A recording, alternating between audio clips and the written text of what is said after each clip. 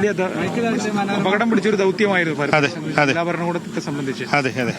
വൈകിയെങ്കിൽ കൂടി അത് തന്നെ പൂർത്തിയാക്കാൻ സാധിച്ചു. അതെ, നമ്മൾ വൈകി എന്ന് പറഞ്ഞാലും നമ്മൾ ഇന്നലെ കണ്ടതാണ്. നിന്ന സ്ഥലത്ത് നമ്മൾ റെസ്ക്യൂവിന് വേണ്ടി നിന്ന സ്ഥലത്താണ് മണ്ണിടിഞ്ഞ് വീണത്. അപ്പോൾ ഇത്തവണ നമ്മൾ രാവിലെ തുടങ്ങുമ്പോൾ ഞാൻ ഇൻസ്ട്രക്ഷൻ ഫയർഫോഴ്സിന് കൊടുത്തതെന്ന് വെച്ചാൽ ഇന്ന് നമ്മൾ ഈ ബോഡി റിക്കവർ ചെയ്തിട്ടേ പോവുകയുള്ളൂ. അത് ഒന്ന്, പക്ഷേ മിനിമം അല്ല ഒരു കാഷ്വാലിറ്റി പോലും ഉണ്ടാവാതെ റിക്കവർ ചെയ്യാനാണ്. അപ്പോൾ തുടക്കത്തിൽ ഫയർഫോഴ്സ് ഇറങ്ങി പരിശോധിച്ചെങ്കിലും നിങ്ങൾ കണ്ടതാണ് വീണ്ടും മണ്ണിടിയുന്നു. അപ്പോൾ അതുകൊണ്ട് തന്നെ ഒരു കാരണവശാലും ഒരു ഹ്യൂമൻ ഇൻവോൾവ്മെൻറ്റ് അവരെ ഇറക്കിക്കൊണ്ടുള്ളൊരു ഒരു റിസ്ക് എടുക്കാൻ നമ്മൾ തയ്യാറല്ലായിരുന്നു.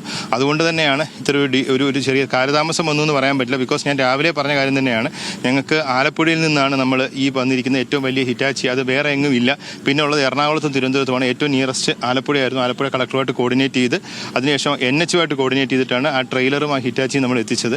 അവർ ഉച്ചയ്ക്ക് 2 മണിക്ക് പുറപ്പെട്ടിട്ട് പോലീസ് എസ്കോർട്ടോടുകൂടിയാണ് വന്നത്. എന്നിരുന്നിട്ട് പോലും എത്തുമ്പോഴത്തേന് 6 മണി കഴിഞ്ഞു. അത്രയും ഒരു തിരക്കും കാര്യങ്ങളൊക്കെ ഉള്ളതുകൊണ്ട് തന്നെ 6 മണിയോടുകൂടിയാണ് അവർക്ക് എത്താൻ സാധിച്ചത്. പക്ഷേ അവർ വളരെ വലിയൊരു സർവീസാണ് നമുക്ക് തന്നത്. അവർ കൃത്യമായിട്ട് ഓപ്പറേറ്റ് ചെയ്തു.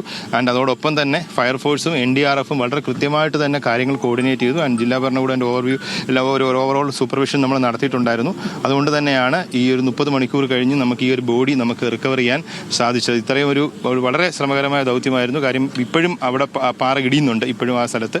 അപ്പോൾ അതാണ് ഒരു വളരെ സന്തോഷം. ഈ ഒരു കാര്യത്തിൽ ഇങ്ങനെ ഒരു നമുക്ക് വേറെ പ്രശ്നമൊന്നുമില്ല, ബാക്കി കാഷ്വാലിറ്റി ഒന്നും ഇല്ലാതെ നമുക്ക് അന്വേഷണം തീർച്ചയായിട്ടും. കാര്യം ഒന്ന്, കോറി നമ്മൾ സ്റ്റോപ്പ് ചെയ്തിട്ടുണ്ട്. 2, ഇതുമായിട്ട് ബന്ധപ്പെട്ടുള്ള എല്ലാ ഡിപ്പാർട്ട്മെന്റുകളുടെയും മീറ്റിംഗ് ഞാൻ മറ്റന്നാൾ വിളിച്ചിട്ടുണ്ട്. അപ്പോൾ ഒരു വിശദമായ അന്വേഷണം ഈ ഒരു കാര്യത്തിൽ ഉണ്ടാകും. കോറിയുമായിട്ട് പരാതികളുണ്ട് എന്ന് പറഞ്ഞു. പരാതികളുണ്ടെങ്കിൽ തീർച്ചയായിട്ടും അത് ഡീറ്റെയിൽ ആയിട്ട് അന്വേഷിച്ച് അതിന്റെ വേണ്ട രീതിയിലുള്ള നടപടികൾ നമ്മൾ എടുക്കുന്നതായിരിക്കും. നമുക്ക് ഇല്ല, അത് നമുക്ക് ഇന്ന് ഞാനത് ജിയോളജിസ്റ്റ് കൃത്യമായിട്ട് തന്നെ ജിയോളജിസ്റ്റിന്റെ ഒരു വന്ന് അളവെടുത്താൽ മാത്രമേ പറ്റുള്ളൂ. അദ്ദേഹം ഇപ്പം ഡൽഹിയിലാണ് പോയിരിക്കണം. അപ്പോൾ അദ്ദേഹം തിരിച്ചു വന്ന ഉടനെ തന്നെ നമ്മൾ അതിന്റെ അളവെടുത്തിട്ട് ഇവർ ഈ പറഞ്ഞിരിക്കുന്ന സോണിൽ തന്നെയാണോ പൊട്ടിച്ചിരിക്കുന്നത് അതോ എക്സ്ട്രാ എവിടെയെങ്കിലും ചെയ്തിട്ടുണ്ടോ എന്നുള്ള കാര്യം കൂടി നമ്മൾ വ്യക്തമായിട്ട് പരിശോധിക്കുന്നതായിരിക്കും. ഇനി അടുത്ത നടപടി മൃതദേഹം നാട്ടിലെത്തിക്കാനുള്ള നടപടി നമ്മൾ തുടങ്ങിക്കഴിഞ്ഞു. പോസ്റ്റ്മോർട്ടത്തിന്റെ ബാക്കി ഫോർമാലിറ്റീസ് ഒക്കെ നാളെ കംപ്ലീറ്റ് ചെയ്യും.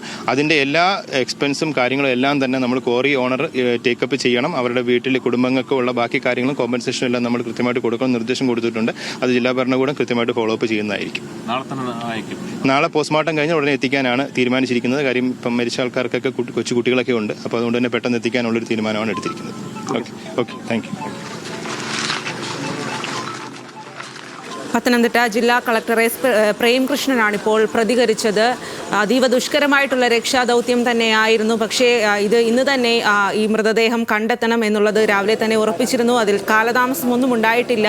ഹിറ്റാച്ചി എത്തിക്കാൻ ആലപ്പുഴയിൽ നിന്നുമാണ് വലിയ ഹിറ്റാച്ചി എത്തിക്കേണ്ടതുണ്ടായിരുന്നത്. അതുകൊണ്ട് മാത്രമാണ് കാലതാമസം ഉണ്ടായത് എന്നുള്ളതാണ് പറയുന്നത്. ക്വാറി നടത്തിപ്പിനെതിരെ അന്വേഷണം ഉണ്ടാകും. അതിനായിട്ട് നാളെ കഴിഞ്ഞ് യോഗം വിളിച്ചു ചേർത്തിട്ടുണ്ട് എന്നും കളക്ടർ പറയുന്നുണ്ട്. വലിയ തരത്തിൽ അനധികൃതമായി ക്വാറി പ്രവർത്തിക്കുന്നു എന്നുള്ള പരാതികളും പ്രതിഷേധവും ഒക്കെ ഉയർന്നിരുന്നു. അതിന് പിന്നാലെയാണ് ഇപ്പോൾ കളക്ടർ ഇത്തരം ഒരു പ്രതികരണം കൂടി നടത്തുന്നത്.